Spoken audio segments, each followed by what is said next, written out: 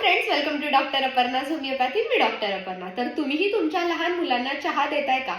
चहा द्या अथवा चहामध्ये दूध घालून द्या. दोन्हीही तुमच्या मुलांच्या आरोग्यासाठी घातक किंवा विषासमान मानले जाते. कारण मी पुढे एक्सप्लेन करते. सर्वात प्रथम, चहामध्ये टॅनिन नावाचं कंटेंट असतं, जे तुमच्या मुलांच्या पोटातील लोह कमी होण्यास मदत करत असतं.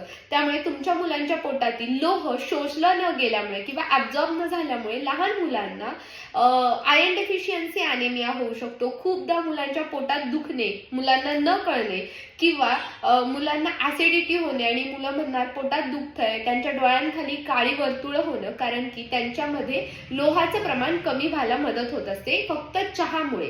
त्यामुळे मुलं चहासोबत बिस्किट खाणे किंवा चहासोबत टोस्ट खारी खाणे, काहीही खाल्लं, चहा न पिला तरी त्यांच्या पोटामध्ये टॅनिन नावाचं कंटेंट जाते. त्यामुळे त्यांना लोहाची कमतरता होणार हे 100% आहेच. त्यामुळे तुमच्या मुलांना चहा देऊ नका. चहामध्ये दूध घालूनही देऊ नका आणि चहा प्यायलाही देऊ नका किंवा खायलाही देऊ नका.